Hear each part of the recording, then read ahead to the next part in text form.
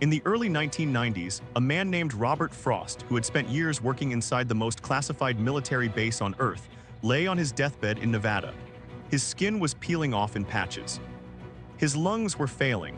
His body was literally rotting from the inside out. When the doctors examined him, they found something deeply disturbing. Robert hadn't been exposed to radiation. He hadn't been infected by a biological weapon.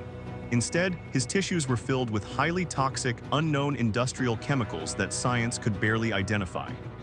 When his wife tried to sue the United States government to find out what exactly her husband had breathed in during his shifts, the Pentagon stepped in with supreme force. A federal judge was handed a classified document signed directly by the President of the United States. The document stated a chilling directive: the base where Robert Frost worked does not exist. Its legal location is classified. Its air quality records are classified. To discuss his death is to commit treason against the United States. For decades, global pop culture has looked at the desert of Groom Lake, Nevada, better known as Area 51, and thought of one thing: little green men, crashed flying saucers, and alien autopsies. The media taught you to look at the skies. UFO enthusiasts taught you to watch for glowing orbs over the mountains. But what if the obsession with aliens was the ultimate magic trick? What if the extraterrestrial narrative was deliberately manufactured by the Pentagon to hide a truth that is far more grounded, far more illegal, and infinitely more terrifying? Tonight, we break past the green smoke and mirrors. We step beyond the aliens to look at the dark, classified military reality of Area 51. To understand what Area 51 truly is, we must go back to the height of the Cold War in 1955. The United States was locked in a silent, desperate battle with the Soviet Union. Nuclear war was a button press away, and Washington was blind. They needed an aircraft that could fly higher than any Soviet radar could detect, higher than any missile could reach. Enter the U-2 spy plane project. The Central Intelligence Agency needed a location so isolated, so unreachable, that Soviet satellites and local citizens would never spot the prototype flights. A legendary Lockheed Aerospace engineer named Kelly Johnson flew over the Nevada desert and spotted a perfectly flat, dried-up salt flat known as Groom Lake. It was surrounded by mountain ranges, creating a natural fortress. On paper, the grid was designated as a portion of the Nevada test site. Its name was Area 51. To convince engineers and pilots to move to this harsh, scorching desert wasteland, Kelly Johnson gave it a poetic nickname, the Paradise Ranch, but there was nothing heavenly about it. The moment the base opened, the alien myth was born not by accident but by design. When the U-2 spy plane began testing, it flew at altitudes above 60,000 feet. In the 1950s, standard commercial airplanes flew between 10,000 and 20,000 feet. No human being has ever seen a silver object gleaming in the upper atmosphere, reflecting the sun long after twilight had darkened the ground below. Commercial pilots began reporting massive, gleaming UFOs moving at impossible speeds over Nevada. The CIA faced a massive crisis. If they told the truth, the Soviet Union would know America possessed a high-altitude surveillance asset, so the military made a choice.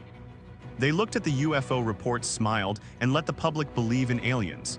The narrative was so effective that it became the perfect cover. For the next 70 years, every time a top-secret black project took flight from Groom Lake, the Pentagon used the extraterrestrial shield. By the 1960s, the U-2 was no longer invincible. The Soviets had figured out how to shoot it down. Area 51 needed to build something even more impossible. This was Project OXCART, the development of the Archangel 12, the precursor to the legendary SR-71 Blackbird. This aircraft was designed to fly at Mach 3, 3 times the speed of sound, at 90,000 feet. At that speed, the friction with the air would melt standard aluminum. The engineers had to build the plane out of titanium, but there was a massive geopolitical irony. The only country with enough raw titanium to build the fleet was the Soviet Union. Through a network of shell corporations and third-party cutouts, the CIA secretly bought the very metal they needed from their greatest enemy, shipping it secretly to a base that legally did not exist. The pilots who tested these machines were subjected to unimaginable psychological and physical stress. They had to wear full-pressure suits identical to astronauts. If a pilot ejected at Mach 3, the force of the air would tear their limbs from their sockets. Because of the extreme secrecy, these pilots became living ghosts. They could not tell their wives where they went. They boarded unmarked transport planes in Las Vegas every Monday morning and returned on Friday night silent. Pale and carrying secrets that could spark a global war. But the psychological toll on the base workers was nothing compared to the physical horror that was unfolding on the ground of Groom Lake. This brings us back to the tragic fate of Robert Frost and hundreds of Area 51 workers. While the world watched movies about alien spacecraft hidden in subterranean hangars, the everyday reality inside Area 51 involved a massive, unregulated environmental crime. Because everything inside the base was top secret, the waste generated could not be shipped out to standard civilian disposal sites. Every piece of classified stealth coding, every toxic chemical sheet used to absorb radar waves, every barrel of highly experimental jet fuel had to be destroyed on site. The solution chosen by the base commanders was simple and brutal: the trenches. Massive open-air pits the size of football fields were dug into the desert soil. Every single day, military trucks dumped tons of highly toxic materials into these pits. They poured thousands of gallons of jet fuel over the waste and set it on fire. The sky over Groom Lake was constantly thick with a dense, black chemical fog. The workers who operated near these pits were given no protective gear. To demand a gas mask was to ask questions, and asking questions at Area 51 got you fired and stripped of your security clearance. Men like Robert Frost breathed in these burning stealth coatings day after day. The chemicals fused into their fat cells, mutated their DNA, and destroyed their organs. When these workers began getting sick, developing rare aggressive cancers, the military medical staff ignored them. When they died, the government invoked the military whistleblower protection exemptions. The state of Nevada could not inspect the base. The Environmental Protection Agency was banned from entering the gates. The law of the United States stopped exactly at the border of Area 51. The message from the Pentagon was loud and clear: national security is more valuable than human life. But the secrets of Area 51 weren't just American inventions. The base was also the capital of foreign technology exploitation, an operation known as Project Have Donut and Project Have Drill. During the Cold War, Soviet MiG fighter jets were the terror of the skies over Vietnam and the Middle East. American pilots were losing dogfights at an alarming rate. The Pentagon desperately needed to know the strengths and weaknesses of these Soviet machines. Through a series of highly classified defections and secret treaties with foreign intelligence agencies, the U.S. military managed to acquire fully operational Soviet MiG-21s and MiG-23s. Where did they take them, Area 51? In the dead of night, elite American test pilots flew these stolen enemy jets over the Nevada desert, pitting them against America's top aircraft in mock combat. They pushed the Soviet machines to their absolute breaking points, mapping every blind spot, every engine flaw, and every structural weakness. The data gathered in these secret desert dogfights completely changed American air combat tactics, leading to the creation of the famous Top Gun flight school. Yet if a civilian living near the Nevada border looked up at night and saw a bizarrely shaped aircraft flying at impossible angles, emitting a sound completely different from an American jet, they didn't think Soviet technology, they thought UFO, and once again the Pentagon let them believe it. The alien myth was the perfect geopolitical cloaking device. For decades, the United States government refused to even acknowledge that Area 51 existed. Every official map left the Groom Lake area completely blank. It was a geographic ghost.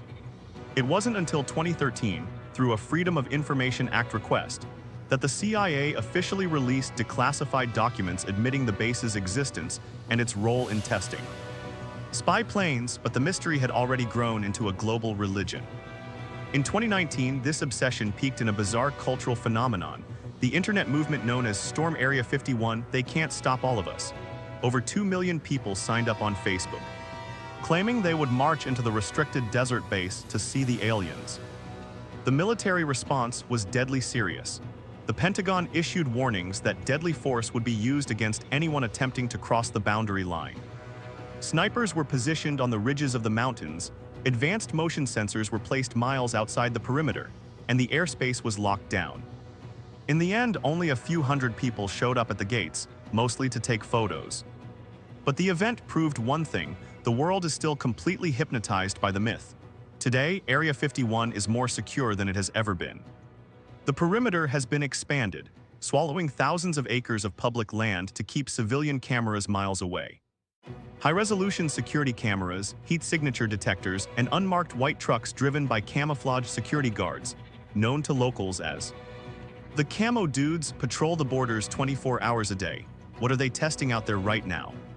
The next generation of unmanned stealth drones, hypersonic strike vehicles that can circle the globe in less than an hour, or electromagnetic warfare systems that can shut down entire cities. The true legacy of Area 51 is not that it holds secrets from another galaxy.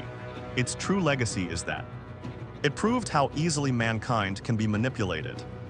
By feeding the world stories of flying saucers and star-traveling visitors, the military-industrial complex managed to hide massive budget spending, illegal chemical operations, stolen enemy assets, and the tragic sacrifices of its own workers. The next time you look at a strange light in the night sky over the Nevada desert, don't look for signs of life from distant stars. Look closer to the Earth. Look at the shadows of power, the weight of classification, and the human cost of ultimate secrecy. Because the truth of Area 51 isn't that aliens are hiding among us. It's that the human government is capable of building things far more terrifying than anything we could find in the stars. What do you think is currently hidden beneath the sands of Groom Lake? Share your theories in the comments below. If you want to uncover more classified files that the world was never meant to see, hit that follow button. Stay watchful.